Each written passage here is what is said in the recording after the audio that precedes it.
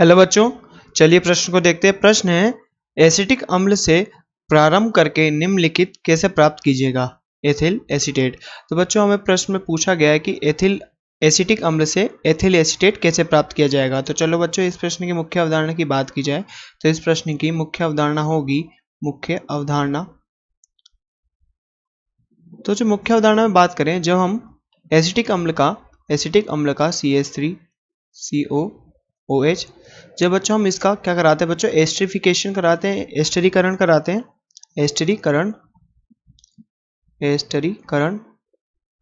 एस्टरीकरण या बच्चों हम इसे क्या बोलते हैं, एस्टरीफिकेशन।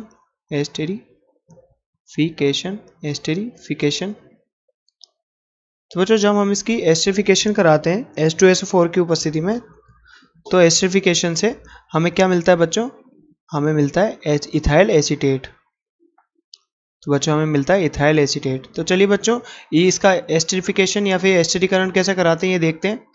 तो चलिए बच्चों, इसकी रासायनिक अभिक्रिया देखते हैं। तो सबसे पहले बच्चों हम CH3COOH, तो बच्चों इसका एस्टरीफिकेशन या फिर एस्टरीकरण हम कराते हैं एक एल्कोहल की उपस्थिति में, जो हम यहाँ पर लेते हैं एथेनॉल C2H5OH। बच्चों हम यहाँ पर C2H5OH एक एथेनॉल लेते हैं।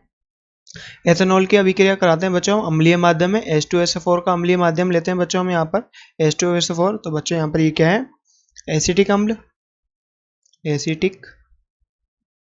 एसिटिक अम्ल। बच्चों यहाँ पर ये एसिटिक अम्ल है, और ये बच्चों क्या है, एथेनॉल। तो बच्चों ये क्या है, यहाँ पर एथेनॉल है, और ये क्या है बच्चों, यहाँ पर क्या बनेगा, CH3COO, और इथेनॉल को बच्चों हम क्या लिख सकते हैं, ET।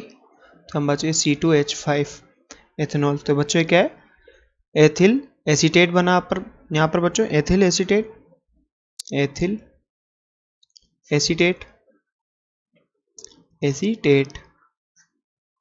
तो बच्चों यहाँ पर हमें एसिल एसीटेट प्राप्त हुआ, और इसके साथ यहाँ पर जल प्राप्त होगा।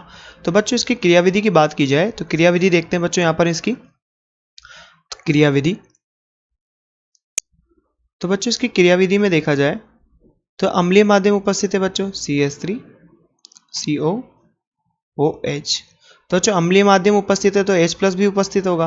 अब बच्चों बात करें, यहाँ पर भी लोन पेयर है और इस ऑक्सीजन पे भी लोन पेयर है। अब बात करें बच्चों इस ऑक्सीजन के लोन पेयर की, तो ये अनुनाद में नहीं है, बल्कि इस ऑक्सीजन की लोन पेयर की अगर हम बात करें, इलेक्ट्रॉन युग्म की बात करें, तो बच्चों ये अनुनाद में इन्वॉल्व है। तो ये H+ को नहीं देगा, परंतु यहाँ पर क्या होगा बच्चों, ये वाला जो लोन पेयर है या H+ के साथ अभिक्रिया करेगा, और हमारे पास क्या उत्पाद देगा, कुछ इस प्रकार CH3COH पॉजिटिव और OH इधर बंद। तो बच्चों आगे अगर बात करें तो यहाँ पर क्या होगा, यहाँ पर इस बंद के इलेक्ट्रॉन यहाँ पर जाएंगे, और बच्चों यहाँ पर क्या धनावेश आ जाएगा। बच्चों अगर हम आगे बात करें, आगे क्या होगा, यहाँ पर CH3CHOH, और बच्चों यहाँ पर धनात्मक आवेश, और यहाँ पर OH। बच्चों हम आगे बात करें तो आगे यहाँ पर क्या होगा, हमने जो इथेनॉल डाला था बच्चों C2H5OH, तो बच्चों यहाँ के ऑक्सीजन के पास भी लोन पेयर है। तो बच्चों ये क्या होता है, यहाँ पर धनावेश के साथ आकर्षण प्रदर्शित करता है, और यहाँ का जो लोन पेयर है वो इसको यहाँ पर आके डोनेट हो जाता है, यहाँ पर ये अभिक्रिया करके बंध बनाता है। तो बच्चों यहाँ पर क्या होता है, हमें CH3COH और क्या प्राप्त होता है बच्चों, यहाँ पर एक बंध के साथ ऑक्सीजन, यहाँ हाइड्रोजन, और ये C2H5 और यहाँ धनावेश। तो बच्चों बात करें, एक कार्बन पे 2 हाइड्रोजन 2 OH समूह अस्थायी होते हैं।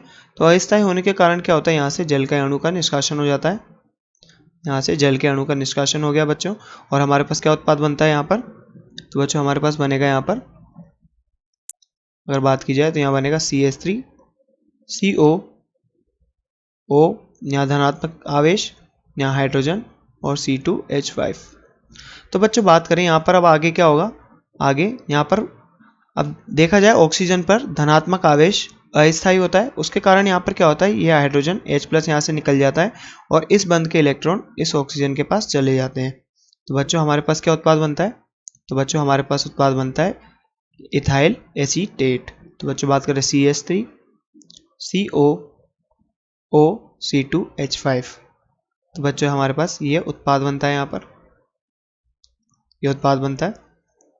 तो बच्चों जैसा कि हमसे प्रश्न में पूछा गया था, एसिटिक अम्ल से प्रारंभ करके निम्नलिखित कैसे प्राप्त कीजिएगा, तो हमें बात प्राप्त करना था बच्चों एथिल एसीटेट, जो कि हमने प्राप्त कर लिया। सबसे पहले हमने इसका एस्टरीकरण कराया बच्चों। एस्टरीकरण हमने यहाँ पर इथेनॉल के साथ कराया अम्लीय माध्यम में। अम्लीय माध्यम बच्चों हमने H2SO4 का लिया, H2SO4 का लिया। तो आशा करते हैं बच्चों आपको प्रश्न समझ में आया होगा। धन्यवाद।